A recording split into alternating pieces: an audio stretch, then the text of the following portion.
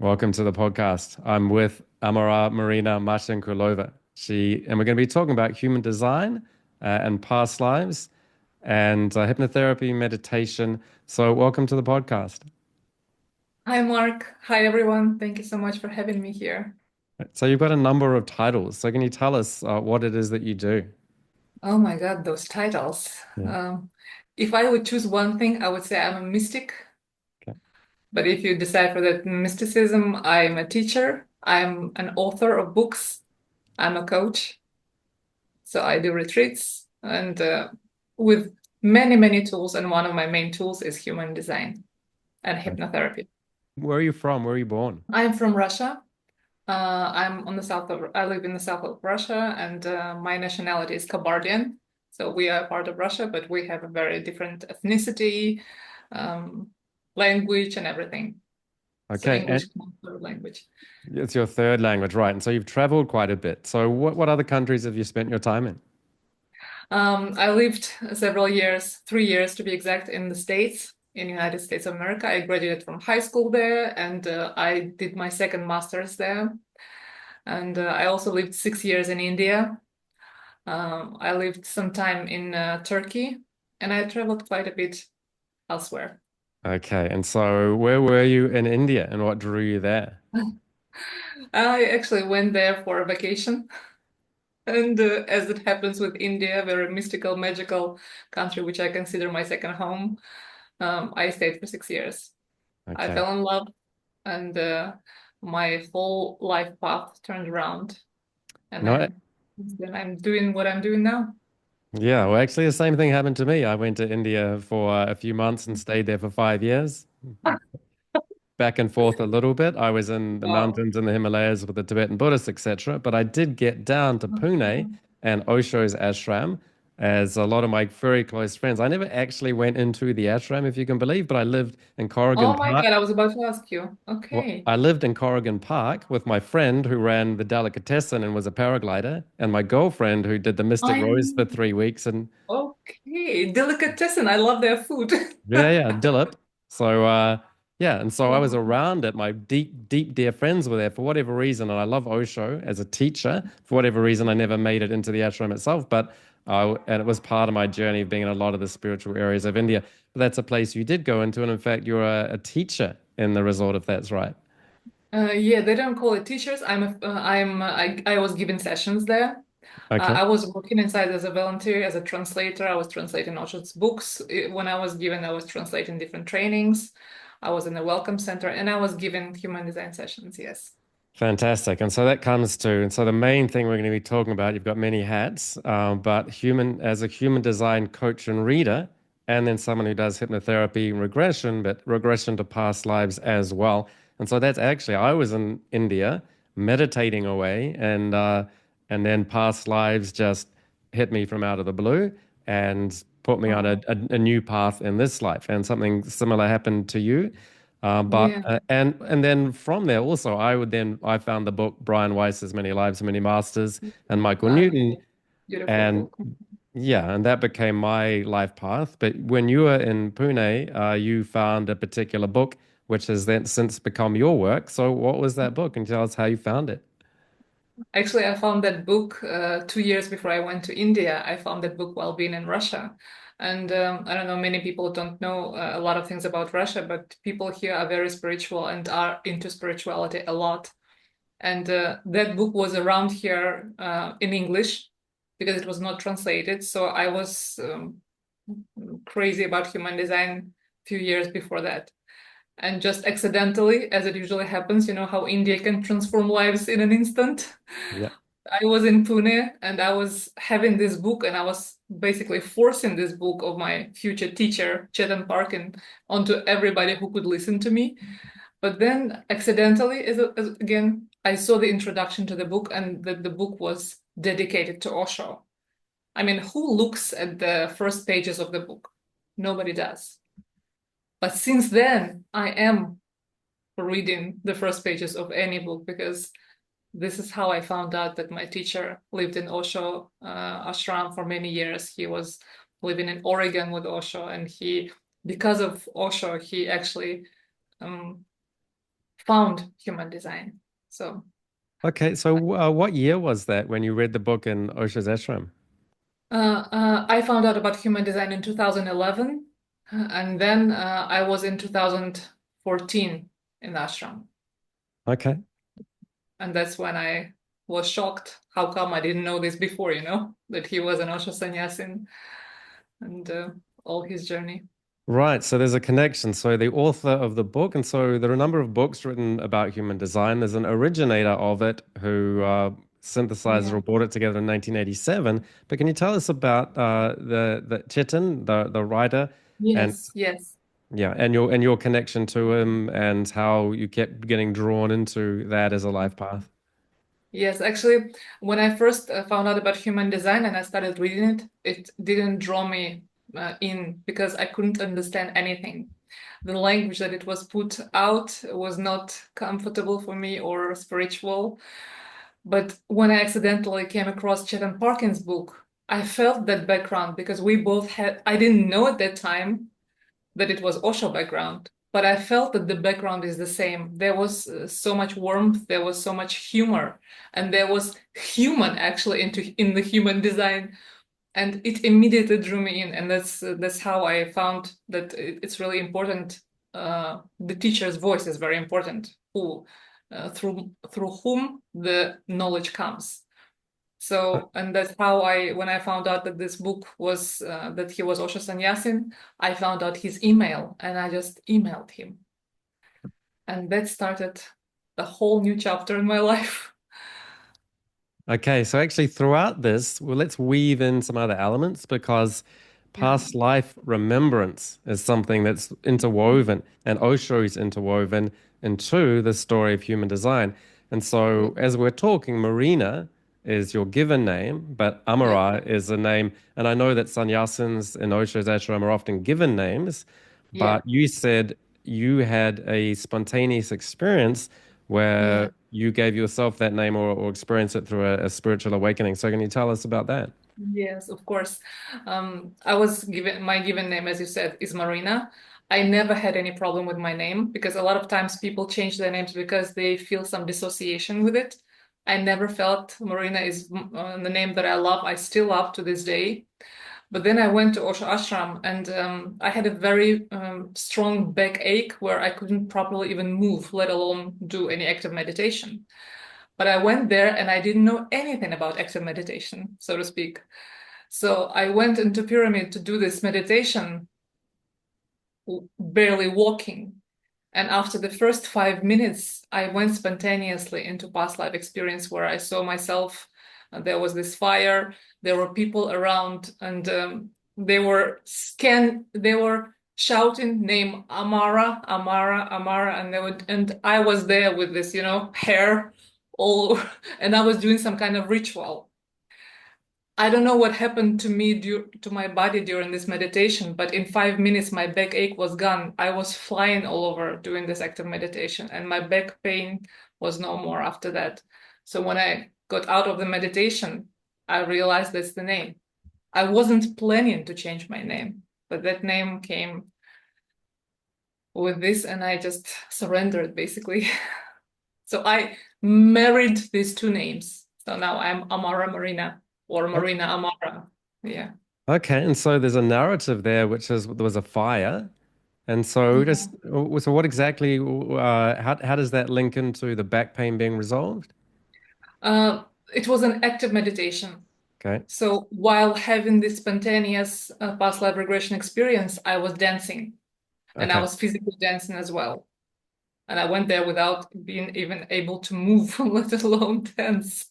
okay. But that past life experience somehow, like, a lot of times when we do past life regression, it's to heal certain things. But this is not only spiritual healing, I had a physical healing of my body. Yes, yes. So you're in a way, sometimes we regress to a traumatic event and heal it, and sometimes Mhm. we regress to a past ability and reconnect with it. And that past ability may be to dance, to be healed, and that Yeah. reality takes over and cleans out the current apparent reality of ill health. And absolutely, the the spiritual consequence can lead to physical healing, and that is something that is, to me, it's a secondary effect, but Mhm. it's a certainly effect that happens. And so then, was there some sort of trauma as part of the fire that you healed, or were you reconnecting with just that ability to dance? And that is kind of a theme of Osho in a Mhm. way, which is he's also a very loving, kind, joyful kind of a communicator. He's not like an Yes. intellectual, well, he's an intellectual, but he's not all in the mind and serious. He's like dance, laugh, love. Yeah. And so, yeah, so I think fire was it was a ritual. Through that ritual, a lot okay. of knowledge started unpacking in me. The knowledge that I did not know that I had, because after that I had a lot of spontaneous past life regression memories where things were like I see them as capsules which are thrown at you, and in this capsule it kind of unpacks within. Okay. So So it's I a, was, yeah, what's like a ceremonial fire, not like a fire like, oh, yes. we've got to escape a burning building. No, no, no. It Okay. was a ceremony. It was a shamanic ceremony, Okay. which I was doing. I was the one who was doing, and there were shamans who were around. Yeah. Okay, you know what? It's actually interesting. I find that in giving past life regression sessions, in the third session, which often I have a beginning, middle, and end, and Mm-hmm. you remember, in fact, the first session, people tend to reconnect with past abilities. The second Yeah. session, or second and third, they remember narratives of traumas, and in the third session, we may then recall and review all of the lives we've seen in the first two sessions. But I would say in Mm-hmm. about 10-20% of the time, people go into a new life, which is a ceremony. Mm-hmm. And it's kind of like a ceremonial uh, wrapping up and concluding all that's gone forth and celebrating the spiritual awakening, cleansing, rebirth, Mm-hmm. and moving on in that way. So when people do past life regression, quite common to find these things, but it's unusual for that to be a first thing to come in. It's normally something you get as a consequence of a bunch of other past life recalls. But then you did say you've spun, and so can you tell us a bit about your journey of remembering past lives? And Mm-hmm. so I think you mentioned to me that you've recalled about 50 over the years since Yeah. about 2008. It, yeah, I actually started seeing other people's lives as well after that, after I started working with other people. So a lot of past lives that I started remembering, they came to me in my dreams. Sometimes I would do specifically past life regression to myself, and a lot of them were some sort of initiations. And all of a sudden, I started like a person would come to me, and I would know what to tell them from human design, which I did not study. I knew that I mean, at that time, I didn't learn from my teacher yet. And how I started learning from him, it's probably also important to mention that he saw my chart and he's a psychic himself. He's a mystic, 100%, 200%. And every time he would say something when we were communicating while I was translating his book for the publisher, he was saying, when you will start giving readings, this and this will happen. So every time he would drop something like that, and I told him several times, I said, I'm not planning to. This is not my, I already have a job that I love. And he listened to me a few times, and then he said, okay, just stop it. I saw it that you will be doing this. You know that you will be doing this. So the earlier you surrender to this, the better it will be. And I can teach you everything that I know if you work with me, he said. Right. And for me, it was another turnaround. And of course, I said yes. Beautiful. Of So course. actually, maybe we can talk a bit more about your background as well. So you've got two MAs, Masters of Arts, Yes. one in philology, which Yeah. is the study of language and the relationships between languages. And you were Yeah. then teaching English and working translating books, Russian to Hmm. English or English to Yeah. Russian. And Yes. Uh, yeah, I was always crazy about words, and about play with words. I was always crazy about writing, and English always fascinated me. Somehow, a lot of my main teachers came through English language to me. The spiritual books that I read, they came through mostly. through English language. Somehow that language connected me to the knowledge that I didn't even know that I had. Have you And had a lot of past lives where you've been born in English or in the English language yeah, country? in medieval times, in Okay. medieval times, everything was English. But then I also had a lot of lives in ancient Rus, Okay. and these were very mysterious times when I was just on spiritual path. I didn't care about having a family or anything. I was just warrior of light, you know. Okay. Yeah. Great. I've had I'm living in India. I had quite a few Indian lives as it turned out, and Okay, Asian, I really? now, and I mean I live in Asia as well. So yeah, so it is sort of interesting. It's like one of those things. How do you know who you were? Well, where are you now? I'm living in Asia. Wonder if you're Asian. I love English. Why is that? A lot of people don't love learning languages or have particular attraction to one, and so that is one of those little signs. But then Hmm. you went off and got another Master of Arts in journalism. And Yes. so, yeah, and so that sort of takes that translation, Hmm. journalism's another thing. And from there, we've talked about this teacher and the book that you've read of his, but with all of, being a journalist is a great way to become a writer. And so you've now Yeah, gone on to write a bunch of books yourself. So I think you've got three with you. So can you tell us a bit about the books yeah. you've now written with the encouragement of the writer Mhm. that you met and you've become a writer yourself? Yes, actually, this is my first book that I've written. It's Design Your Cloudless Life. It's about meditation through human design perspective. And my teacher, Chetan Parkyn, was a person who wrote the foreword for my book, which I'm very grateful for. Wow. Um, so again, I was dreaming about being a writer all my life since I was a child. I was writing something, and that was somewhere in my natal chart for sure, Okay. which I found out later on. But this book, it wrote itself. I didn't have any connections in the publishing world. I didn't have it. Just everything happened so mysteriously that till this day, I cannot say that it was me who did it. You know, it's like it was done. It was not me who did it. And after that, it was second book and third book. Now I have seven books, and two of them are written in English. Yeah. Okay. Yeah. And so, can you tell us part of that journey? So, there's a little gap there between I wasn't particularly drawn to it in the first place when I first heard about it. I then met another person who communicated in a way that I really connected with. And then you just kept having like a lot of past life recall. And so you even mentioned like Michael Newton and life between lives was something you resonated with.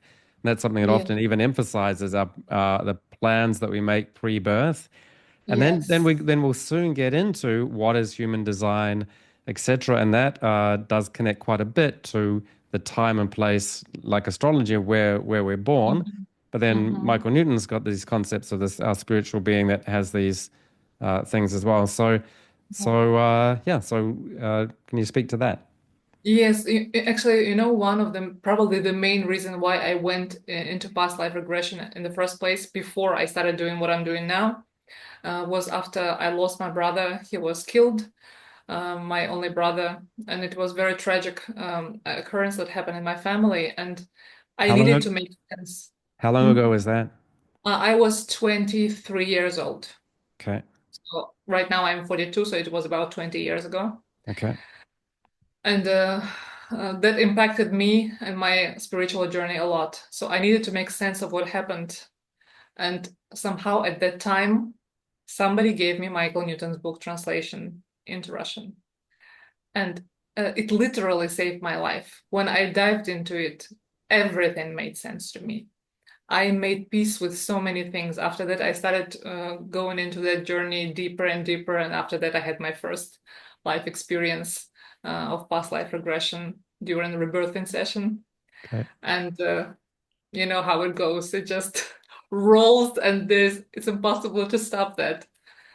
But that was the reason why I went. And Michael Newton spoke to my heart so deeply. And that's how I actually found you and had immediate trust towards your work, because I saw the background that you had, Michael Newton and Brian Weiss, which I also love. I read his books and I've studied his work as well. And then I remember somebody in astrology told me that I have a radar for spotting real true teachers. It is actually there in the chart. Okay. So the moment I saw just first video of you, I immediately knew that I had to buy your courses. So that's how I found you and went to study with you. We can start getting into what is human design, and Mhm. and we'll come back to your connection to it, and because it's got an interesting origin story. Yeah, I like the mystical compound of human design because even though there is a very practical side to it and it can lure even the most practical people with rational minds into it, I see it as a very mystical occurrence and system because if you let yourself open to that, that's when you're gonna see the depth and the beauty of human design really. So it is a synthesis of four main esoterical systems like Kabbalah, which is a mysterious branch of Judaism. It's the I Ching, the Book of Changes. Then it's astrology, and then it's the chakra system. But even the chakra system is a bit different there. Yeah. Not seven chakras, but nine chakras. And on top of that, obviously, it's physics, quantum physics, it's astrophysics, and astrology, astronomy, and a lot of and DNA, uh, genetics, and everything. So Yes. that side, for me, the idea is whether you feel it is true or not. So for me to see that there is a scientific side, it was not needed to believe that it is true. Because human design is not a belief system. Human design is a system which unlocks your potential. It says, okay, everybody was born and unique. Yeah. Everybody was born, it's a system of differentiation, right? So everybody was born with their qualities, traits, talents, and gifts and mission. But because we were born into certain families, into certain countries, we went to certain schools, we had our peers, and so the conditioning came. So if everybody tells you to transform yourself and change and become better, human design actually tells you you don't have to get better because you already came into this life unique. All you need to do is return to your nature. And that's the beauty of it. Yeah. And know thy nature, know thyself. Yes, yes, yes. Beautiful. And from a practical point of view, if people are saying, well, these are nice words, but how do I grasp it? What does this mean for me? Reading Mm-hmm, Chetan's book, there's a part where it just says straight away, go to the website, put in your date of birth and where you were born, mm-hmm, and then you'll get mm-hmm. a life chart. Yeah. So Because of yeah, that, a lot of people that they're comparing human design to astrology. And I would say they're very different. Uh, they do not contradict each other. They actually help each other. But in a way, I see astrology as a bit fatalistic. So, like, this is your fate, and this is the way. If you don't want this fate, you do certain compensatory things, or you pray to certain gods, like in Vedic astrology. But in human design, the difference is yes, we do use the same data as astrology, but in human design, it says, okay, in this lifetime, in this incarnation, you are given this set of tools. What you're gonna do with these tools, it's up to you. You can create a factory out of these tools and you can sell them, or you can give them, rent them out, or you can just hang them on your wall, or you can destroy them. That is also possible. So for me, human design is not fatalistic in that sense. It is um, life affirming and liberating. This is how I see it. Because to be liberated into your nature, I think what can be more beautiful than that? okay. And so if people want to get started, but they can go, is there a website that you recommend that they go and put in their data? I mean, there are all kinds of readers in human design, and the thing what to understand is you definitely do have to find your reader first, because human design is not, first of all, a static system. Even though it might be considered by some as a static system, it is not. And it is passed through the reader who is living his or her design. And this is very important because if I learn astrology and I can already decipher your chart, but in human design, if you are not living your design, even if you say to your client the right words, what you will be transmitting is your not self. You will be transmitting energetically your the false self. And what he will get, he will mentally get the right words, but energetically he's not gonna go there. So there will be kind of a sense that he is already it, but he's not, because he's not living it. So that's how I would say, definitely find that one person in the beginning Okay, who well, speaks. to make it Yeah. easy for people, one thing, so the book that you read was, and tell me, is Chetan Parkyn, Human Yes. Design, Discover the Yeah. Person You Were Born to Be. Yes. And there is Yes. a link. And so I did actually go click through. And so I understand your point about, humans, the interpretation, etc. But there's a certain point where you just plug that into a computer and it'll generate a chart for you. And so Yeah, I can you mean, reckon? before Chetan used to tell me how before they were drawing the charts and it All was not that right. easy. Yes, he Okay. was a student at that time when they didn't have any programs like that. Okay. We Well, are having it very easy, I right. Well, believe. I'm just thinking for people listening, and so that's something that I actually did. So I looked at his book that you'd read, and then just plugged it into, I believe it's his website, and then it Yeah. come. And so for just for people, you then get a chart which Mm. shows 9 chakras or Yeah.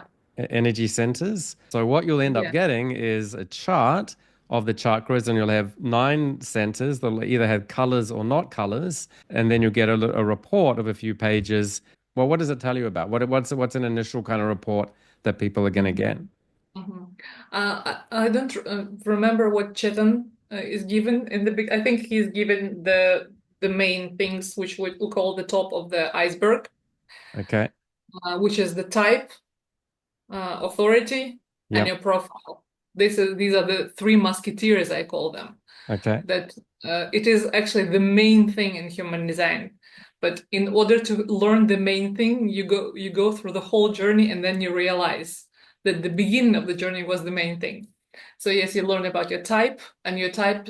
What does your type say in human design? It tells you about what kind of energy you are given in this lifetime, how to operate with this energy, and what kind of person you are, what type of person you are. It's a very tip of the iceberg.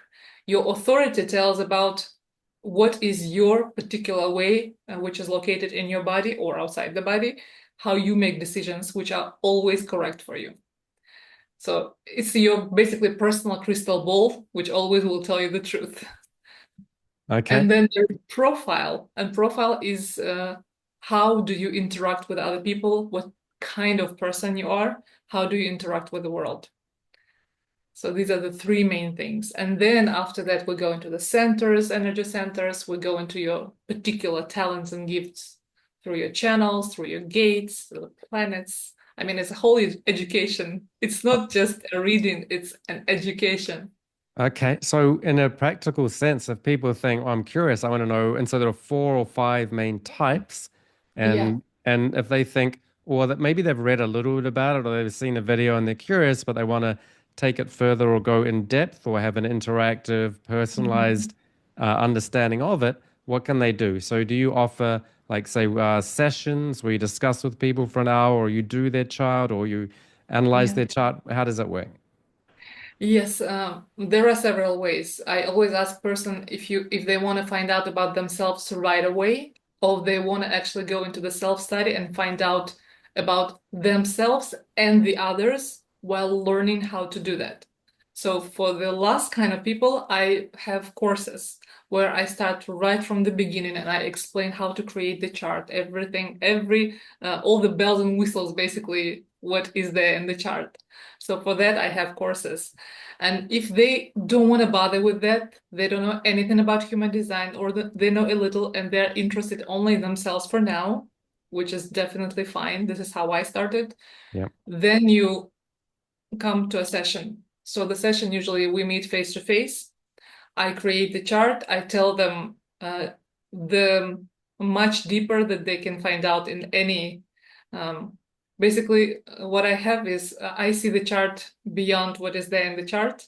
Okay. That's my that's something that I well that this was a gift. I consider this as a gift that was given me by by higher powers. So this is what I give during that 1 hour session, and after that I give them the deciphering of their chart in PDF, in the words and in the audios. and all the materials are mine. I mean, it's not a copy paste from any book from anywhere. Yeah. And after that, obviously, I give them several weeks so where they can ask questions while studying the materials. So it's a big work, What do but you it's th what do you th what so I was starting off talking about the kind of charts that can be generated by computers. What do you Mhm. think of those computer generated charts? You mean the information that they decipher from the chart or the chart itself? Or just the process of its creation. Would you create, given the same information, would you create exactly the same kind of chart? Or so the chart is known, but it's the interpretation of it that is the difference? Or would you even create Yes. possibly a different chart No, no, based no. on? You don't create a separate chart. The Right, charts, they are generated by website. I did not learn how to do it manually. right. The deciphering, that's That's, where everybody might be different. I mean, we all follow the same guidelines, yeah. but everybody is a different reader, and all you need to do is to find somebody who is speaking to you specifically. Right. Okay. So the computer generated things are a good start, but then really Yes. understanding it is where you Yeah. need to speak with someone. Okay. Yeah. And so then you then mention even some of the talent or ability. And so again, that to me comes back a bit to past lives. And Hmm. past lives, there are past lives that are between lives, and there's something that sort of transcends the idea of linear space and time, which is connecting to an ultimate inner wisdom.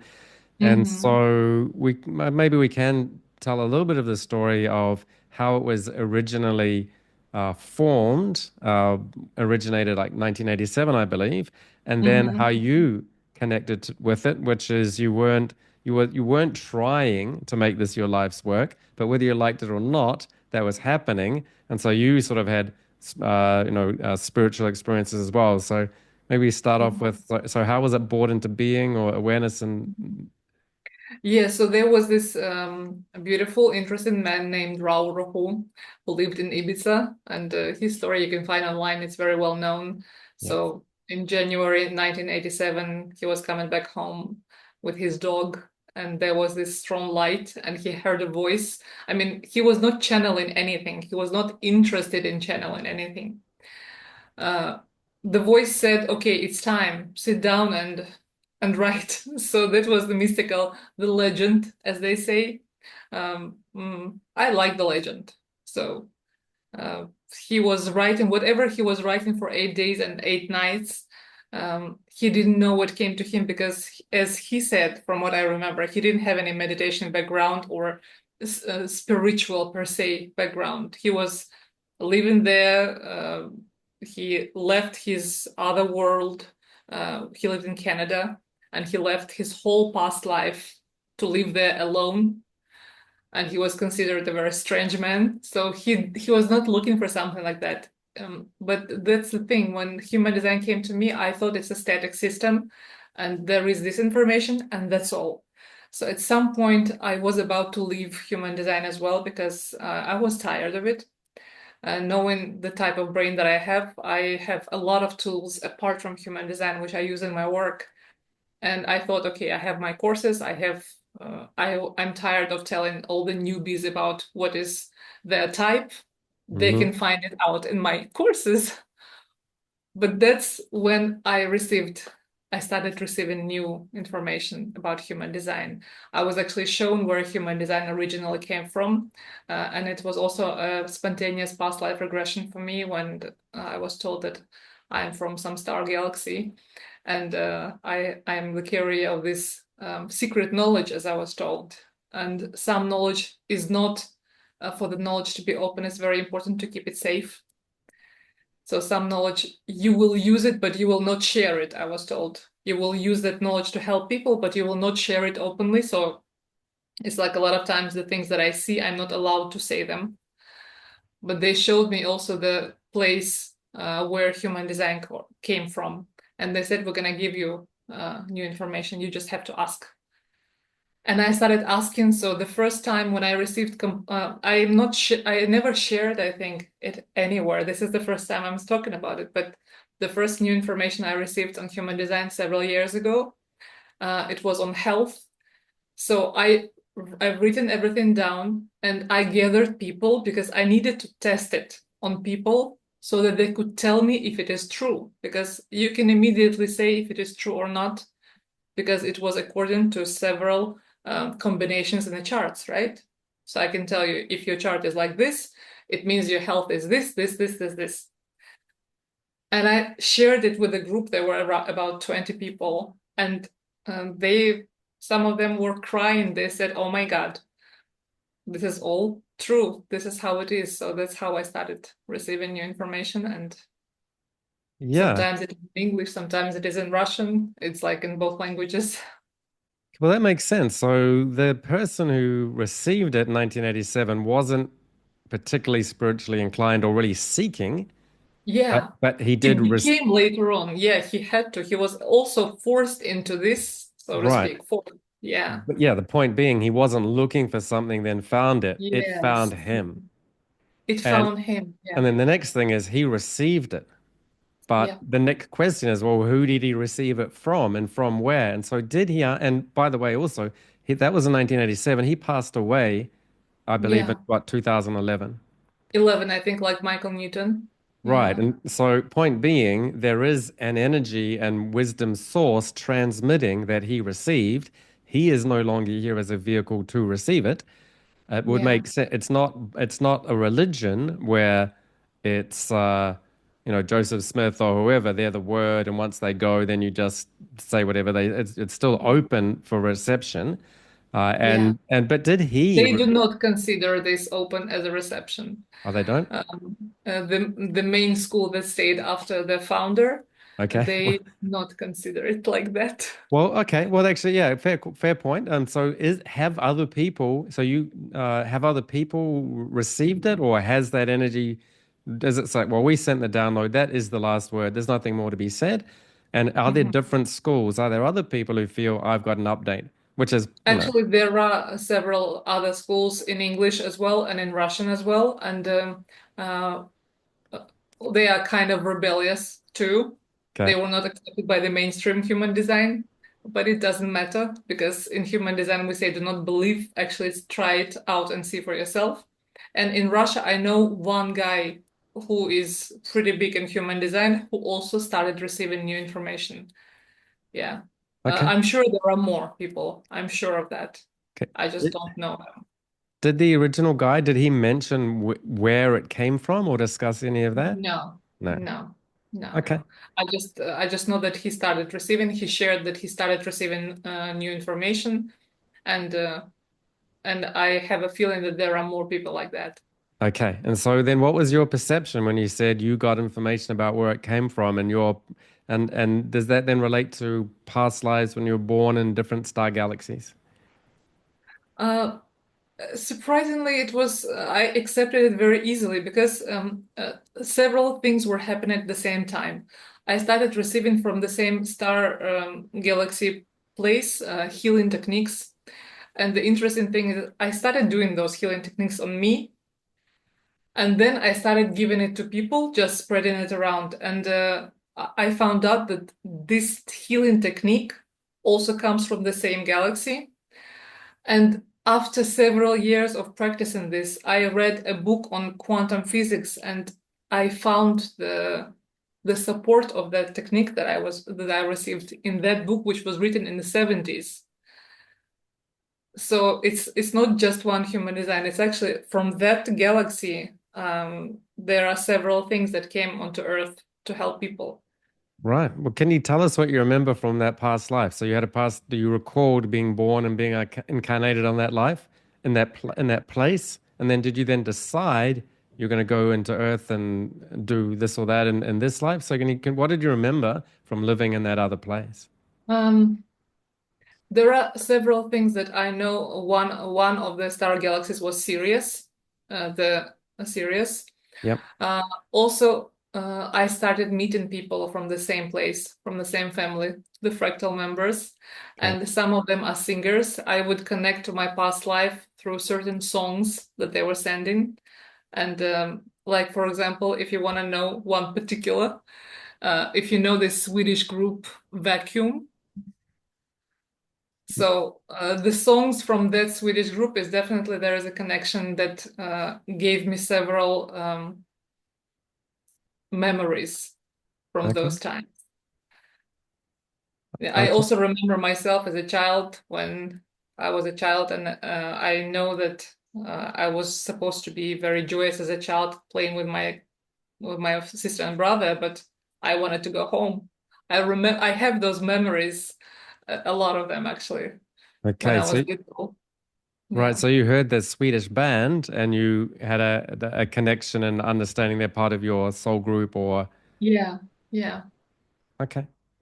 Yeah. Yeah. And so and well, what's the qual and Sirius? So what are some of the qualities of that place?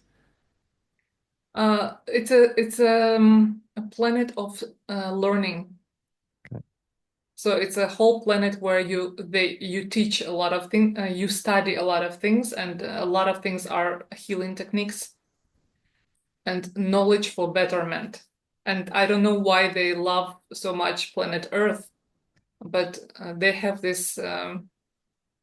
It is love. They actually do not need anything from Earth, and I've had a tough time here at some point when I couldn't understand why, because you kind of sign a contract and you have to do what you have to do while you came here. So they remind you gently. Right. So there You is so get there's it. like yeah, so there's this idea that people channel or receive information and then codify it into human design. So that's Yeah. one thing, but he didn't speak too much. He didn't mention I have a past life from this or this information's coming from here. It's just I've got this download, here it is. Not too much Yeah, I mean, we backstory. don't know, right? We know the legend. We don't know exactly the whole story because he had a right not to share the whole story. Exactly. There's a big difference between what people know and what people tell. Exactly. Every Exactly. every teacher has to decide yeah what I say and what I don't say and for whatever reason. And so are there particular issues? So people might come out of a general desire to understand themselves, to know themselves or their life purpose. Or do they also come with specific issues like anxieties, depressions? It's all kinds of ways. Uh, I've noticed that people, the Russian-speaking people and English-speaking people, the way their brain works towards spirituality is a bit different. For example, when I'm communicating with an English-speaking person, I don't have to explain spirituality there. I mean, they are very comfortable in the way to express their feelings. They're very comfortable in the way to talk about spirituality. But for Russian speaking audience, it's very different. They are savvy in spirituality, but they do not like the word spirituality. They are savvy in emotions, but they can say more what they think and not what they feel, because you have to understand the background of Yeah, any. I mean, we have the background of very different from Americans, for example, from Europeans, because yeah, even though Russia is Eurasia, we still um, the European side is not that big here. yeah, So people, a lot of times they come to retreats, for example, just to be in the presence, just to be in my presence, and there they have, we meditate, we talk. I like to laugh a lot. And I think through sense of humor, and I was blessed with teachers who consider sense of humor as one of the best medicines, which is Osho and which is Chetan. yeah. And any other guru that I meet, if they do not laugh, I'm not able to comprehend them, because through laughter, a lot of release happens. You know this, I don't have to explain this to you. I'm sure I your audience also has it. Well, I agree 100%. And yeah, humor is amazing. And it's one of Yeah. my, if there were love languages or whatever, humor is the Yes, therapy language. And exactly. I couldn't agree with you Exactly. more. Yeah, so we have the laughter sessions. We do meditation, a lot meditation. We climb the mountains because uh, one of the things that we're blessed here with is the mountains, and anything in terms of nature you can find here. That's how I stopped traveling for the last 5 years, probably. I realized what my country has, and I started working from here more with foreign people as well. It's like through that we're exchanging with everything that is happening in the world now. We're exchanging that we're the same people. We We have the same values, even if we speak different language. Yeah, so you mentioned Russian wasn't your first language because you're in No. I mean, Russia, or the United USSR as it was, and it's a lot of countries and areas. Mhm. So what exact area are you in, and what countries or regions are you near? So my the place where I live is Krasnodar. It's a Sochi area where Okay, the Olympic Games were held. But my hometown is Kabardino-Balkarian Republic. If you know Elbrus Mountain, it's the volcano. It's the highest top of Europe. It's considered the highest top of Europe. So that's my homeland. okay, Yeah, and as you can see, it has places of power every 100 meters there. So we have, and it's a Muslim community. We called Kabardians. okay, It's a small Muslim, very strong warrior community, and our language is very different from Russian. It's a very different language group, but we are part of Russia for about 500 years. okay. And for those We that don't, border with Georgia, if you know Georgia, the country of yep, Georgia. So we have mountains separating us. We can yep, go there often because it's very close. yep. So Yeah, that's great. And for those that don't know, so in Sochi, you've got the Winter Olympics, which implies you got some snow, but you're not in the far north. You're in the far south, really, of Russia in some ways. But yeah. you've got these mountains, but you're also on the Black Sea. Yes, that's what we have hot springs, we have waterfalls, we have everything here. Right. And if you hop in a boat and go across the Black Sea, you end up in Turkey. Turkey, Yeah, Turkey. Yeah. absolutely. Yes, in Turkey, and it's a very multiracial, multicultural society here. Christians, Muslims, everybody living together. So it's mixture. Beautiful. Okay, so interesting. And so that's part of your birth chart, where you're from and when you were born. Are there five main types? And so what type then are you? Okay, yeah, there are five main types, which are manifestors, generators, manifesting generators, projectors, and reflectors. I'm a manifesting generator, and I think I don't have your chart I believe I am handy. as well. Yeah. Yes, yeah, I Yeah. remember 31st of December. I remember when you were born. Okay. Very auspicious date, to Yeah. say the least. So we are both manifesting generators. It's a blend of two types. So would you want me to tell a little bit about each type? Yeah, that'd be great. And so this is something that people can identify with. They can think, Yes. as you say it, you can think, that sounds like me, or that sounds like my mother or father or partner. Yeah, I would actually recommend them to, if they are watching this, to stop the recording for 1 minute, create their chart, which is free, and they can do it in 1 minute online. They can Right? just Google the first website, they do their chart. All they need to do is to put in their data, Okay. and the chart is there, it's free. So what Google search term should they put? They can just create human design chart. That's it. Okay. So once Okay. they have the chart, they can listen further. So So you can pause the video now, and we'll see you in a yeah, minute with your human design chart. Welcome yes. back. Yes, we're back, and I hope you Yeah. all have your charts ready. Yeah. So you can see the first thing in your chart, the type. You will see who you are, what you are. So I'm going to speak about every type right now a little bit. So let's start with the type generator. Generator is this is the type which is the majority of everyone. It is about 37% of the world's population. And it's very funny to me when people find out that they are generator. They say, "Oh, I'm the majority, you know, and how come that we're all divided into five types? Just like we're all white, black, yellow, and something, something, we are divided into five types, and nobody is better and nobody is worse. That's the best thing. So you're not just a generator, you are a pure generator, and generators are here.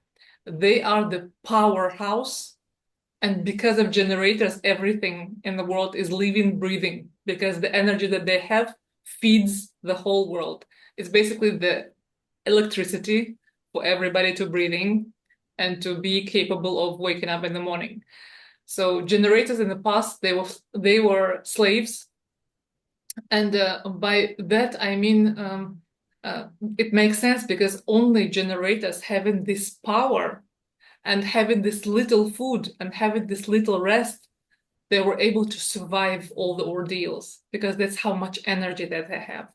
And the times that we are living in right now, this is actually the time for generator because this is the most creative type. These are the people who should be following their satisfaction. Because if the generator is satisfied while doing the things that they love, everybody can breathe around. Because otherwise, frustration is gonna kill us all. So the generators is a powerhouse, and it's very cool to be a generator. It's actually a privilege in our times to live and breathe and act as a generator. So this is the 37% of the world's population. Then we go to manifesting generators. This is around 33% of the world's population. But let me first tell you who are manifestors, and then I can come back to this blend, okay? Okay. So the manifestors, this is around 8% of the world's population. And the founder of human design, Ra Uru Hu, he was a manifestor. And these are the kings of the past. So in the past, these were people who ruled the world. And now, even though the kingdom is in the past, but the crown is still there. So because of that, they have a lot of troubles because they believe that they still have the kingdom to rule, but the generators are not slaves anymore. The generators are actually ruling the world now. And so manifestors have it tough. But they don't have to have it tough because manifestors' energy is, the generators have so much energy that they can get stuck in the marsh because that big energy, if it is not pushed properly, it can stuck in the marsh. But the manifestors have that energy which can pull out. It's like a bulldozer which can pull out the generator from that stuckness and can propel them forward. So their energy is such. They are not they're not doing this of the goodness of their heart, because manifestors here are not to be lovey-dovey. They're not here to be to spread kindness. This is not, I mean, they can be kind if they are aware, because I do believe that awareness comes first and foremost, and it's not your type that comes first. So if the manifestor is aware, they can be kind as well, but it is not the nature. So manifestor's nature is to move things forward. They might be very angry because the anger is the fuel that they run in their life. Obviously, their aura is very, like whatever you throw at them, only manifestors can get away with things, because everything you throw at them just goes back. And because their aura is such, the aura of a king. They're very influential. Actually, in the Chetan's book, he had at the back a number of famous people. Yes. And so maybe we could Yes. have a little break at this stage. And Oh, so yes. are there particularly famous manifestors? Of course. Let me go back to generators and tell you famous generators as well. Okay. Let's take presidents, Yeah. because I can show you that no matter what your type, you can be anybody you want. Okay. Like famous people in terms of presidents, Bill Clinton is a generator president. So as a generator president, this is a president who likes to work as well, because he is with his prime ministers, with his cabinet, who's going to be working in the field as a president and who's going to love the job. Then as a manifestor, Putin is a manifestor. Okay. He is the leader. So George Bush is a manifestor. Who else I studied? So this is the manifestor who is, wherever they come, everybody is afraid of them. Hitler was a manifestor as well. Okay. Interesting. Yeah. And so we've got manifestors, Yes, generators. manifestors. And after manifestors, let's talk about manifesting generators, because this is a blend of two types. Okay. So these are the 37% of the world's population. So they have the manifestor crown as well. But as generators, they're first generators and then they are manifestors. So they are the rulers who can serve. Okay. Because the generator's aura is very warm and buzzing, and it really wants to help people. It wants to be, and people want to be close to them. Like every generator has that aura. They're very warm. And manifestor is very cold, and their aura is such because the kings. Where did you see the kings who is hugging their, people who are serving him, right? Yeah. But the manifesting generator has both. Okay. So like if we take this analogy with the slaves, I do hope that people take me properly when I speak about this, because I realize that in English speaking community is kind of a sensitive topic. But I hope this is a spiritual kind of community who are listening to us. So if the generators were slaves, manifestors were kings, the manifesting generators were slaves who were killed first, because they also have the same energy as the generators, Yeah. even more so. But they were also having the crown, so they would not want to submit themselves.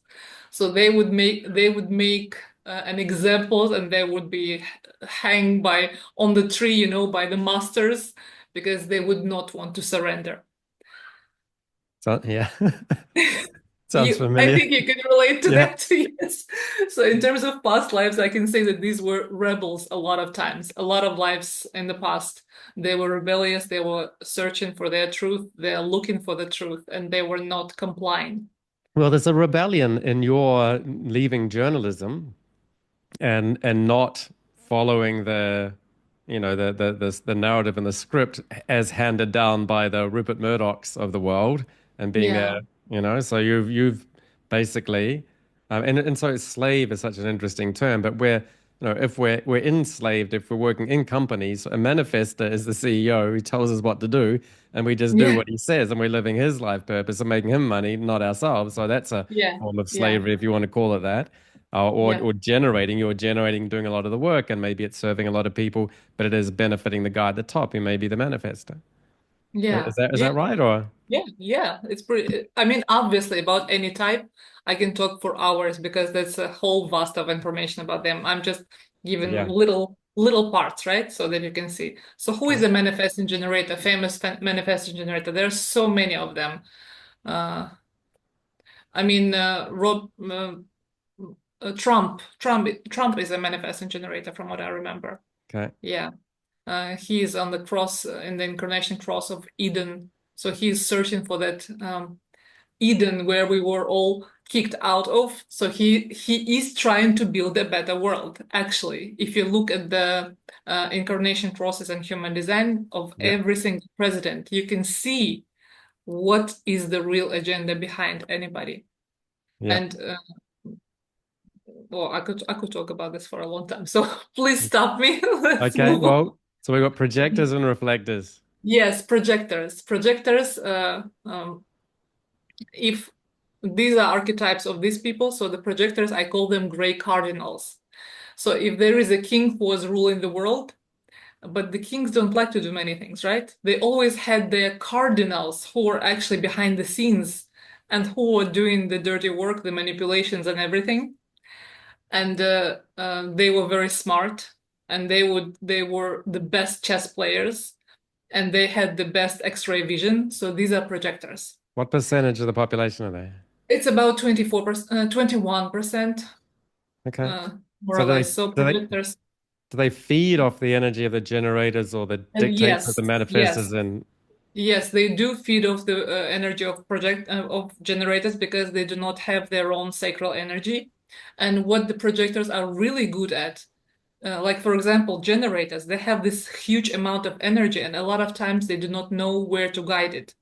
hmm, So because they don't know and the energy has to use, they slave away for other people. okay. But what projectors can do, they can look at the particular generator and they can see what they are good at. And by asking them correct questions, they can guide generators so that the generator uses the energy well. And while it is happening, generators give their energy to projector and projector can survive. So Okay. it's a win-win situation. Are So it they can be a beautiful interaction. Does this then make people suitable for particular occupations like marketing And or talent yeah, management yeah. or something? Uh, I mean, anybody can be anybody, but in terms of some specific fields, I would say projectors are great at being managers, CEOs. If I would be dividing teams, like I did work with different business teams where I would tell to the CEO of the company who is what and in what capacity they would be great at. Okay. And projectors are great at guiding any kind of team because they have that vision, they have that scanner inside. They're not here to work in the field. They're here to find out the gifts of other people and to make them work in the field. They're great at that. My teacher was a projector, Okay. is a projector. Uh, Osho was also a projector. Okay. Yes, and in terms of presidents, Barack Obama is a projector. What does that mean for like, so it's like Osho, is an interesting life. And so in what way, so he's a projector and therefore not a manifested generator. So just what does that mean in terms of his energy, the way he manages his energy? And so he would read a lot. He would speak a couple of hours a day. Can you sort of a They bit more? are they can guide. I mean, Osho was a great guide of a whole generation, of several generations. I mean, his work is still uh, big, Yeah. even though he's no longer in his body, right? Yep. So projectors can do this sort of thing. They are like the beacon of light, Okay. which can guide the people who are lost in the desert, and they need to take rest. That's why Osho spent a lot of time in his room without Yes. having all the sacral energy around, because it is difficult for them to be in that energy for too long. That's why I asked. That's what I thought. Interesting. Yeah. So Yeah. there's other correlations with introvert and extrovert kind of a thing where you feed off others' energy or you need to be No, on your own or introvert and extrovert, we have to look at the profiles, and okay. that's where I can tell you whether it is an extroverted or introverted. Okay. Yeah, Okay. And yeah. yeah, so that any more on projectors? Yeah, projectors, they came here. If everybody else came here to find out who they are, like generators came here to find out who they are. Okay. Manifestors came here to find out how far they can influence. Projectors came here to find out who you are. So they came here for other people, Okay. and because they are given a little bit more awareness than the rest of us. Okay. And that's the tricky part because a lot of times they're not aware of their awareness and you have to shake them, You have to wake them up because a lot of projectors are sleeping, unfortunately. Interesting. Yeah. Okay. And Yeah. the So last part? yep. Yeah, So please say. next is reflectors. Yes, reflectors, the rarest type. It's less than 1% of the world's population. Wow. It's very rare and very magical creatures. And in the past, these were the sages who were living far away in the mountains. And all you had to do is actually not to hear them speak and guide you somewhere, but actually sit in their presence and receive all the knowledge, all the energy that you need to receive.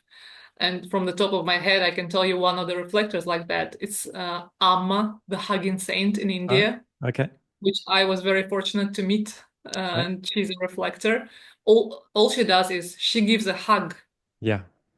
and the blessing that you receive with that hug, the energy that is surrounding her field, Yeah. is incredible. And what the Uh, reflectors do, how they do it, By these the way, are I went to her ashram, but really she wasn't how there at the time. okay. I actually wanted to go there, but she Yeah. came to Pune while I was there. Oh, that's good. And yeah, and I had a very mystical experience with her because the day I went to her place and she must have been at your place. she I, was probably in Pune I, at that I should have time. gone to Pune. Actually, I think Yes, she miss. actually went. I was about to become Amara the next day when I met her. Ah, And I had a very mystical experience with her when she hugged me and she started telling me certain things in my ear, which I didn't understand. okay. And after that, they set me next to her on the stage, and they said she offered me a personal darshan. Wow. Yeah, and it was a very magical. I sat with her a couple of hours on the stage, not understanding what is happening. And tomorrow I was about to become Osho Sannyasin, So I didn't become an Osho Sannyasin. I came back to her to have a personal darshan with her.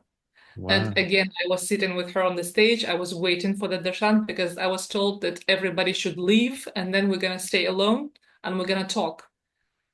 And while I was sitting there, I was missing my connection to Osho. I was missing to go back there. And I left. I didn't stay for personal darshan.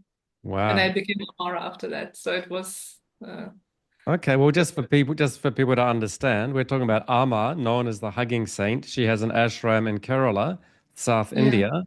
And so people go there, and it's a huge ashram. It's got a tower block of like 15 stories.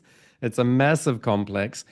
When people go there, typically she will have hundreds and hundreds of people in a lineup, if not thousands. You'll get a second or two. She'll bring you in a little hug, Right. and it's like it's a second done, another one, another. So to spend any more than 2 seconds with her, or to be able to meet her in the first place and have 2 seconds is already great. But for you to be able to have extensive time and to be picked out of a massive line, it's not like she's a person who's not known. She's extremely famous. She's Yeah. extremely sought after. And to have that time and to be called out is amazing. I didn't really, and very extremely rare. And so, I was very blessed. Actually, we went to her ashram early in the morning, and our queue was late in the evening. We had to wait yeah, till late in the evening to get our chance. right. So thousands of people are in a line for 2 seconds Yeah. with her, and you had this calling of what? So what was it that? Well, can you tell anything of what she said to you, or what? It was not audible. It was not in English. It was some, maybe it was Sanskrit or something. Okay. She gave me some things. She sometimes gives some things to people. Like her closest followers are sitting next to her on stage and giving her things that she passes to different people who she's hugging. Yep. And then when she gave me these four things, I think, she started saying something into my ear, which for me, the energy there was so thick that Yeah. I was like in under hypnosis. I remember only that I was, and after she said this, I started hearing like, you have to put her on the stage, you have to put her on the stage. So I said, me? They said, yes. She said to put you on the stage and sit next to her. So Wow. that's what they did. And I was with my friends. We came there in three cars and they had to wait for me for all this time while I was sitting there. They couldn't understand what is happening. Yeah. That's amazing. So okay, and that well, what an amazing time. The day before you were to become a sannyasin, and so you didn't become a sannyasin influenced by that, but you also didn't stay, and Yeah. then you took this name, and now is that why you got Amara and Amara similar? Is there a connection? So what was the sort of the overall meaning and message in the end? I already knew the Amara experience I had a week before that, I think, week or two before that. So I already had a plan that tomorrow there will be a sannyas celebration. And that's when my friends said, we're gonna come and you're gonna have this ceremony and you're gonna become officially Amara.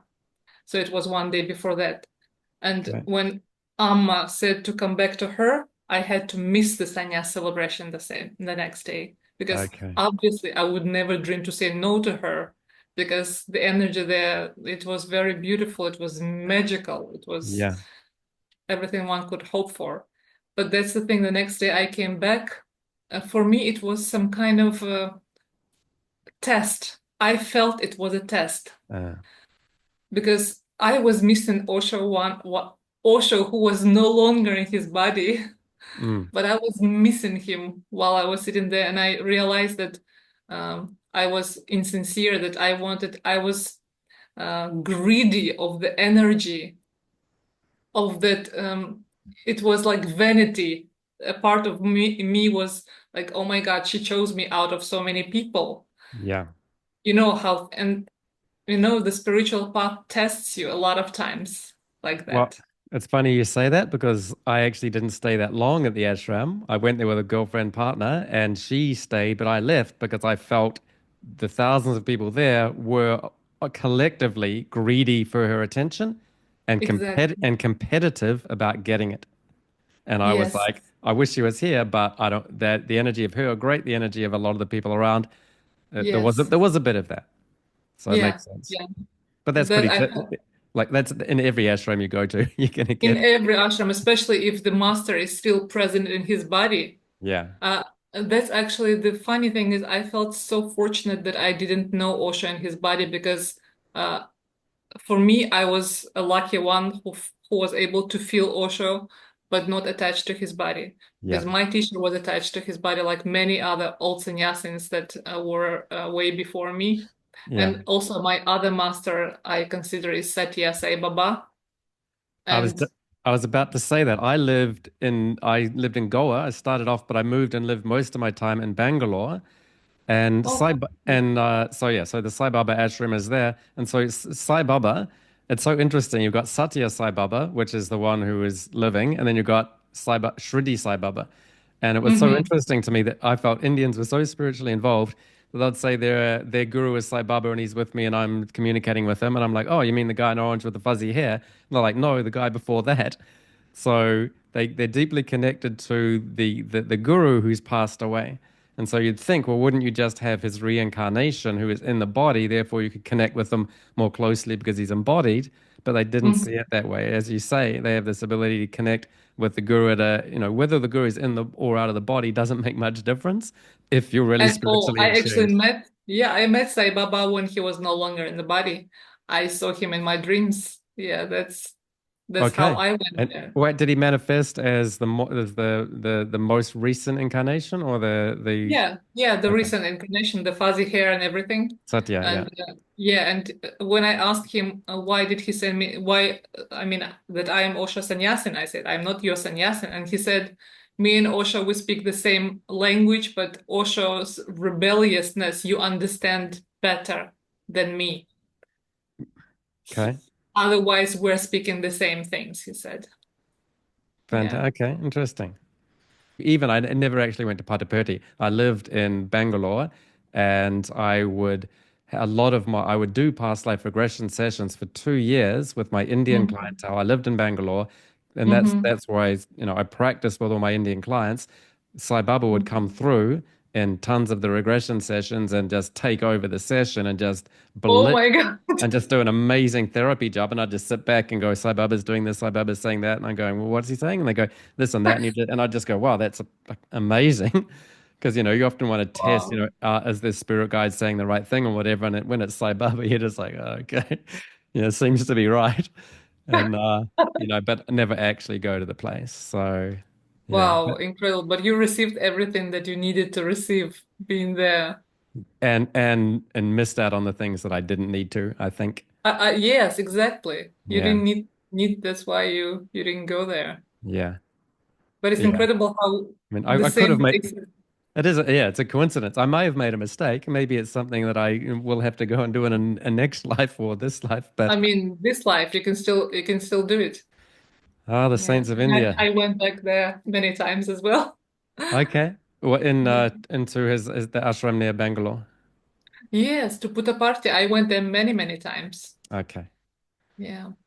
Okay, fantastic. Okay, and so we're on reflectors. So Amma is one. Reflectors. Amma is one. If you know Game of Thrones, uh, Peter Dinklage, who Okay. played Tyrion Lannister, he is a reflector. So reflectors are moon people.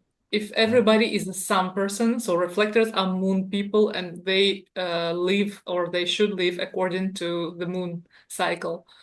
And what they do is they are neutral by their energy, but they become and enlarge anything that they're next to. Okay. So if you feel good around them, it's like they are your barometer. They show you if you are on the right path. They show you if you are true to yourself. Whatever you feel next to them, they show you your reflection energetically. They show you your blueprint. It's incredible. Okay. And so anything else on reflectors? Oh, many things. Well, They can be anything and anybody, and that's why when reflectors go into politics, it's scary. okay. That's why if the reflector energy is the energy that dark forces basically look for because they can increase any field. Like one reflector. can increase any field that they are thrown into. Okay. And that's why I mean, I had people or reflectors, I did reading who are in politics. It's not a fun thing. They can be anybody, whoever you want them to be. And Okay. it's a blessing to have them around because through them, through just communicating with them, talking about weather, you can get the feeling of where you are. Okay. And Well, obviously, their life should be very different from anybody else's. They should not live the mainstream life, okay. Well, but they maybe, do. yeah, well, maybe that's a good place to wrap up because I feel like there's a whole nother can of things to get into. Maybe we Yeah. can get back to that another day. But if people did think, well, we've got a cliffhanger ending, or what do I do about this if I'm connecting with this? If I'm a reflector, it's only 1%, but I think I probably need to talk to her urgently, or I'm a manifesting generator, or I'm this or that, or I'm curious about it. What's a next step that people can take? So how do you work with people? You've got a website. Can you tell us about that YouTube channel? Yeah. Yeah, I have a website, I have a YouTube channel. I'm just not a blogger at all. I don't like social media. If Okay. you know my human design, you would understand why. So I'm staying very true to my nature. I do have a Facebook account or anything, but I do not have even time Yeah. to have. I have a website, Okay. and I have email where people can contact me. Okay. So And Amara Prem, links in the description. yes, So yes, Prem is love, and Amara is yeah. your spiritual name. So beautiful. Okay, and so you've got a YouTube channel. You do a lot of translation. You have a lot of Russian material for Russian speakers who've made it this Yes, far. yes. I have an online school in Russian as well, where I Okay. teach human design, Jing keys, and fairy tale therapy and hypnotherapy and everything. I have Okay. courses there. Okay. Have you shown us the books that you've got? Oh, you did. Yes, That's right. yes. Okay. So So this is and my human design book. It's called Human Design: Your Story of Self-Love. great. And If so you translate, that's in Russian. There's an English language version yes. on Amazon or something. No, no. These are only Russian books. This is on Jinkies, Okay. Jinkies and working with inner child, hypnotherapy, and healing your genetic trauma. Okay. And I also have in English the Osho's Tales. It's a fairy tale therapy. Yeah. That one is I have online. You can receive an ebook if you order it. And I also have an English awareness challenge where there are 47 meditation techniques, which I wrote while I was living in ashram as well. Okay. You practice the meditation for 7 days. You write a journal. Okay. Sounds great. Okay, so any last words? Any key messages, uh, themes, important, things to say as we wrap it up? I think if there is one thing that I would choose uh, among all the tools that we have, I would choose meditation and expanding awareness among anything. And I think if there is one message that can top anything, it's love. I think when you don't have any answers, turn towards that side, and that's where you're gonna receive everything that you need to receive. Because it's not about being in human design. With I say that it's not about being yourself if you're not able to love and give love. I'd rather be somebody else, but be able to do that than be myself and be miserable and spread misery around. So don't create yourself out of yourself a robot of the new millennia, you know? Yeah, Remember that if you need to drop all the knowledge, drop all the knowledge and be that, because that will give you your design, your jinkies, all past life regression, all the memories that you need to be able to live freely and happily. beautiful. Well, thanks very much for joining us. Much appreciated. Thank you so much for having me. It was lovely talking to you, Mark. Thank you.